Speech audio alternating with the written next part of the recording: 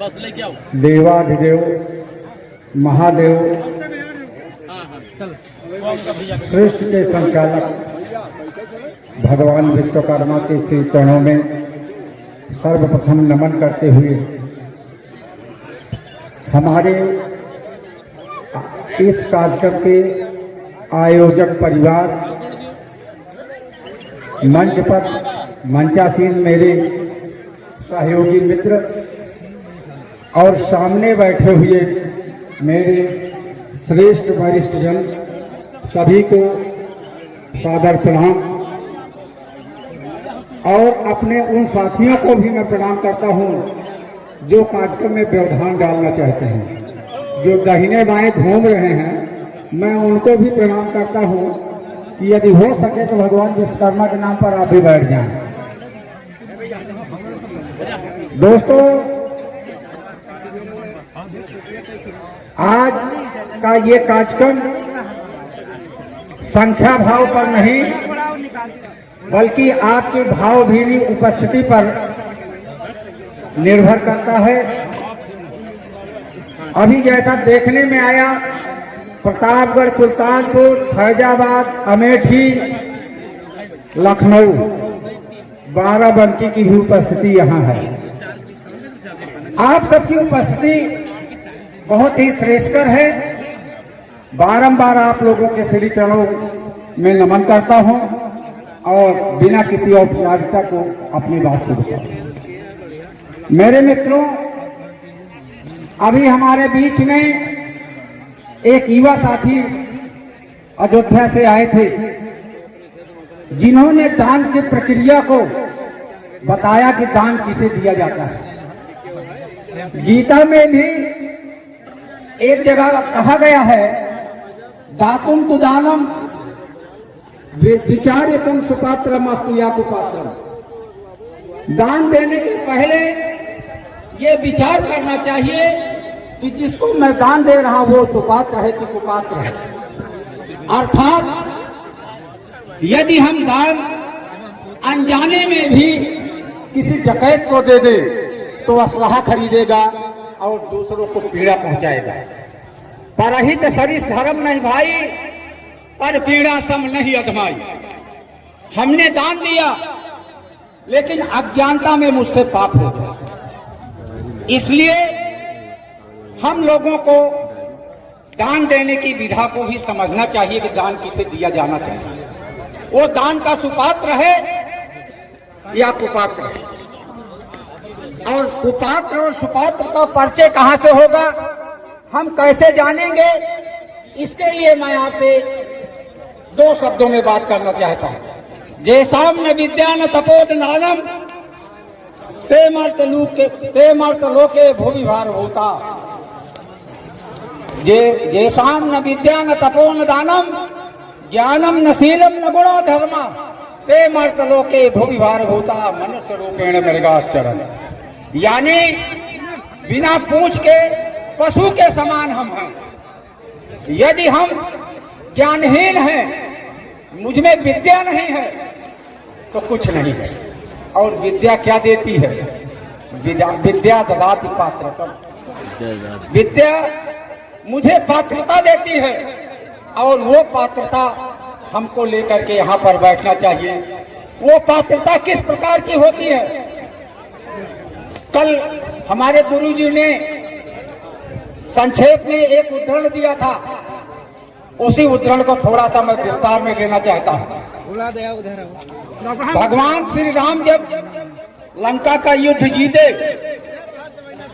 और रावण धराशायी हो गया तो राम ने कहा, लक्ष्मण जाओ, तीनों लोक का विद्वान, सबसे बड़ा विद्वान आज धरती पर पड़ा हुआ है, उससे पूछो कि तुमने कौन सा पाप किया था कि आज धरती पर पड़े। तो लक्ष्मण जी गए और उसके सिराहने खड़े हो गए। जब सिराहने खड़े हुए तो रावण ने देखा ही नहीं। लक्ष्मण क्रोधित हुए, वापस आए, कहा भगवान वो तो मेरी ओर देख ही नहीं रहा। तब राम ने कहा, लक्ष्मण तुम खड़े कहाँ थे? कह सिरहा ने कहा अभिमान छोड़ो, अहंकार छोड़ो, अगर सीखने जाते हो तो पात्रता लेके जाओ, वरना पात्र में वो चीज जब आएगी भरा रहेगा तो बह जाएगा, आपके काम नहीं आएगा। तब लक्ष्मण ने फिर गए और लक्ष्मण ने कहा दशानन मुझे ये बताओ आपने अपने जीवन में क्या सीखा?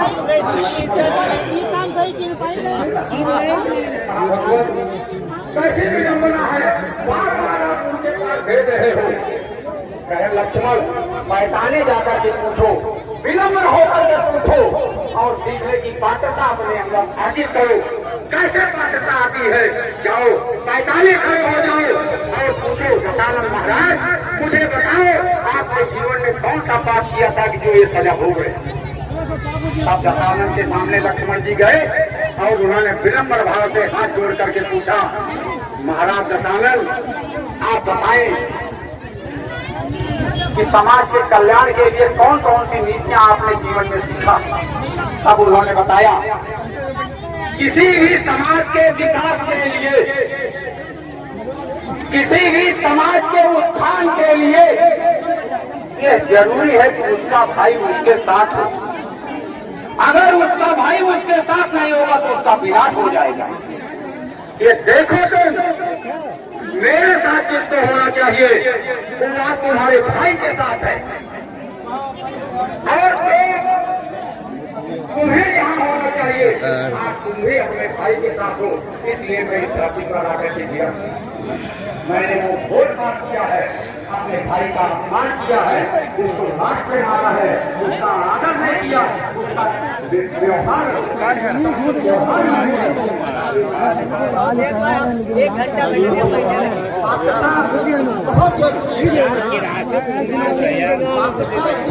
की होनी चाहिए कि हम बाएं कान से सुने और दाहिने कान को बंद कर लें ताकि वो निकल न जाए दाहिने कान से और उसको हम अक्षरशः स्वीकार करें। भाषण देने वाले हमारे बीच में आएंगे, महान विभूतियां आई हैं, बहुत दूर दूर से आई हैं। आज हमको बहुत कुछ बताने की जिज्ञासा लेकर के अपने मन में आई होंगी, लेकिन वो निराश कब होंगे जब आप यहाँ से जाएंगे और सुनने के बाद चिंतन मनन नहीं करेंगे। जब आप ये मानकर चलेंगे कि सबसे ज्यादा मैं जानता हूँ। आप देखिए जब मैं था तब हर नहीं, जब हरि है तब मैं ना आई।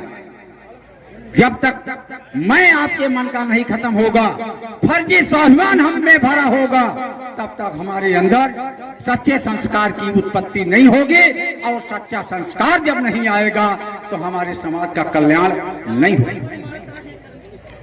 दोस्तों बातें ढेर सारी करनी है आपसे।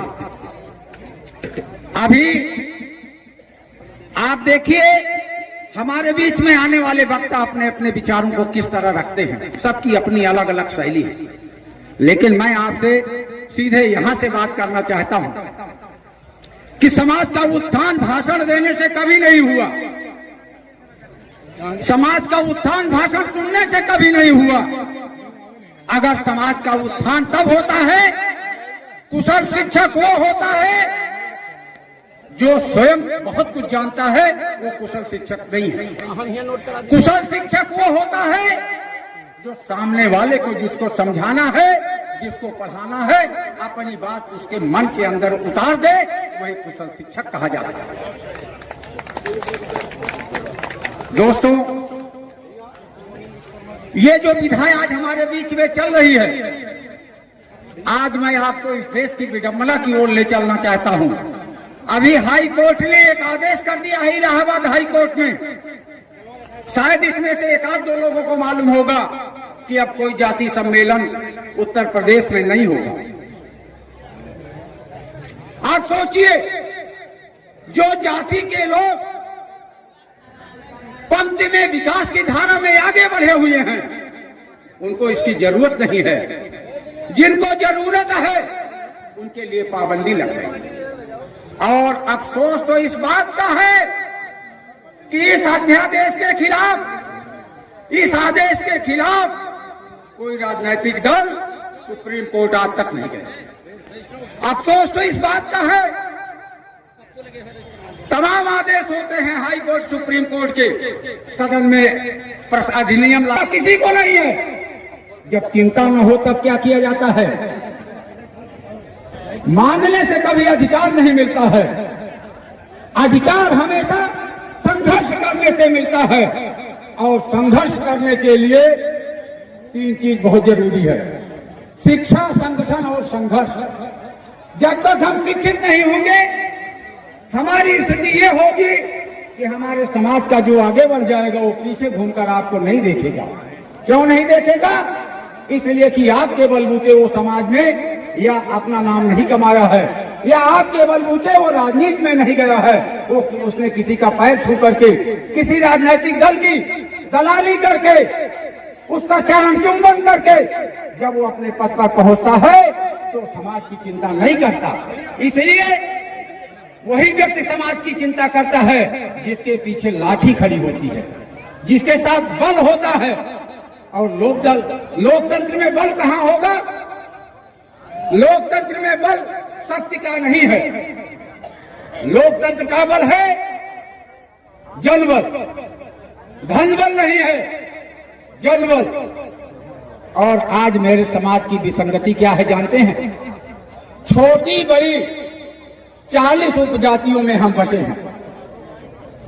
आज हमारे देश में 352 रजिस्टर्ड संगठन विश्वकर्मा समाज के नाम से है, जो रजिस्टर्ड है, लेकिन आज तक उनकी दाव दलाई नहीं कर रही। क्यों नहीं कर रही है? संगठन तो बने, लेकिन विजय कहां से मिलती है? विजय श्री के जो मंत्र हैं उनको हम भूल गए। विजय श्री मिलती है जनबल से, और हमने स्वयं सेवक नहीं बनाया, इसलिए आज तक हमारे समाज को सम्मान नहीं मिला। और आपको मैं बता दूं, उदाहरण देता हूं। हिंदुस्तान में एक संगठन है, राष्ट्रीय स्वयंसेवक संघ, RSS जिसको आप कहते हैं। वो नॉन रजिस्टर्ड संगठन है, लेकिन मंत्री वो बनाता है, विधायक कौन लड़ेगा वो तय करता है, जबकि नॉन रजिस्टर्ड संगठन है। और कारण क्या है? उसके साथ स्वयंसेवक संघ है, यानी लोकतंत्र का जनबल है। दूसरा उदाहरण मैं बताता हूं। इसी देश में जब आप दक्षिणी क्षेत्र में जाते हैं तो आपको नक्सलाइट मिलते हैं। वहां एसपी होता है उनका, नक्सलाइट का डीएम होता है, लेकिन सरकारें उनका चरण चुंबन करती हैं कि वापस आ जाओ, मैं आपको खेत दूंगा, मैं आपको नौकरी दूंगा। इसलिए कि उनके साथ जनबल, जिनको पूरी दुनिया में पूजा जाता है, पूरी दुनिया में पूजा जाता है, और हम उनके वंशज हैं। अपने बाप को बाप मानने के लिए तैयार नहीं है, हम दूसरे के बाप को अपना बाप बनाने के लिए तैयार हैं। ये हमारे समाज का दुर्भाग्य है। और इसको एक ही बात से कहकर के खत्म करना चाहता हूं मेरे मित्रों। आप ध्यान दीजिएगा, वेद व्यास से बड़ा कोई लेखक अभी पैदा नहीं हुआ था। वेद व्यास जी ने जब महाभारत लिखा, अंत में अवसान काल में उन्होंने एक लेख लिखा है, एक श्लोक लिखा है, जिसको आप समझ लेंगे तो शायद आपकी समझ में आ जाएगा भगवान विश्वकर्मा कितने बड़े देवता हैं। विश्वकर्मा नमस्ते, विश्व आत्मा विस्तंभ हुआ, अपवर्गोवस पंचानाम भूतानाम पड़ता स्थिता। हे भगवान विश्वकर्मा, आप सृष्टि के देवता हैं, आपसे ही ये संसार, आपसे ही ये सृष्टि संभव हुई है, यानी आप द्वारा बनी हुई। आप पंच तत्वों से रहित हैं, आप मोक्ष के धाम हैं। यही तो ईश्वर की परिभाषा है। जो पंच तत्वों से रहित है, जो मोक्ष का धाम है, जो सृष्टि का संचालक है, वही तो ईश्वर है। लेकिन दुर्भाग्य है कि आज हम इस बात को मानने के लिए तैयार नहीं है। वेद व्यास जैसे लोगों को मानना पड़ा, लेकिन हम आज भी इसको मानने के लिए तैयार नहीं। इन्हीं शब्दों के साथ जय हिंद, जय विश्वकर्मा, जय भगवान। हम नहीं पटेल प्रभारी खोजेंगे। हाँ, ये लगा कि आप लोग ध्यान पूर्वक सुन रहे हैं। इसी कड़ी में हमारे बीच में आदरणीय नंदेलाल विश्वकर्मा जी है जो बाराबंकी से बिलोंग करते हैं, और आप किसान संचालक महोदय जो मंच के माध्यम से हमको पुकारा, इस परिवार को धन्यवाद देते हुए आज भट्ट परिवार जो पावन धरती पे हमारे माननीय मामा जी त्रिभुवन विश्वकर्मा यहाँ पे भंडारा रचा गया हुआ है, एक भव्य कार्यक्रम जो जितने दूर से हमारे माननीय चौधरी प्रधान भाई लोग, माताएं, बहने सब लोग आए हैं, इनको इन परिवार वालों को खुशहाल देखते हुए आप लोग गदगद हुए हैं। हमारे माननीय मामा पोस्टमैन जी हमारे सामने बैठे हैं, बुजुर्ग भी हैं, और हमारे माननीय मामा जी जो आए प्रतापगढ़ से, इनको धन्यवाद देते हुए, और हमारे जो माननीय बड़े भाई नाना जी बैठे हैं, रामनारायण चौधरी जी, हमारे माननीय नाना जी लिखते हैं, बहुत बहुत धन्यवाद। ज्यादा ना करते हुए मैं ये कहना चाहता हूँ, जब संभव लिखता है नाव है कि फाट है कि लोध है, क्या है? हम कहते हैं नाव है कि फाट है कि लोध है, क्या है? पंडित वीरता शर्मा, तो आप विश्वकर्मा वंशज के प्रधान ब्राह्मण माने जाते हैं, तो मैं कुछ न कहते हुए सभी से हाथ जोड़ के नतमस्तक करते हुए ये कहना चाहते हैं कि आप लोग जहां भी लिखे विश्वकर्मा पर लिखे, जहां भी लिखे विश्वकर्मा लिखे, आप लोगों को अपने बच्चों को शिक्षा दिलाए, शिक्षित रहेंगे, बच्चे आगे पढ़ेंगे, उन्हें मास्टर, उन्हें अध्यापक, उन्हें डिप्टी, उन्हें कप्तान अभी का घर है, आयोजक करता इनके बाद ही है, लेकिन सजाने काम आपने किया है, इसके लिए आप बधाई के पात्र हैं। धन्यवाद।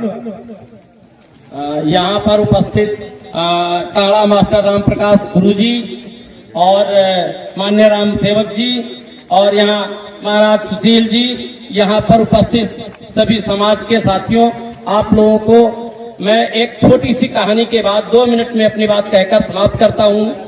एक कहानी ये है कि एक हॉस्टल था, उस हॉस्टल में 100 बच्चे रहते थे, लेकिन उस हॉस्टल में रोज खिचड़ी ही बनती थी, रोज खिचड़ी ही बनती थी। तो हुआ क्या कि 20 लड़कों ने आपस में तय कर लिया कि हम सब लोगों को खिचड़ी ही खानी है। अब समस्याएं खड़ी हुई कि बहुत सारे लोग परेशान होने लगे कि आखिर इतनी आबादी होते हुए रोज खिचड़ी क्यों बन रही। तो वहां के हॉस्टल के वार्डन ने कहा कि भैया आप लोग तय कर लो, जिसकी ज्यादा संख्या होगी, जिसमें मत ज्यादा पड़ेगा, वही खाना बनेगा। अब सबको कहा ठीक है, सब लोग वोटिंग कर लो। अब जब वोटिंग हुई तो कोई 10 लोग कह रहा है मटर पनीर बनेगा, कोई 5 लोग कह रहा है कि छोला भटूरा बनेगा, कोई कह रहा है पूरी सब्जी बनेगा। और जब आखिरी में काउंटिंग हुई तो सबकी संख्या 20 से कम रह गई और 20 संख्या वाला ही रोज खिचड़ी फिर बनने लगी। उसी तरीके से आप लोग एक बात समझ लो, आपकी संख्या कम होना माने नहीं रखता है, ठीक, आपकी शिक्षा माने नहीं रखती है। आपका परिवार जहां से चल करके आया है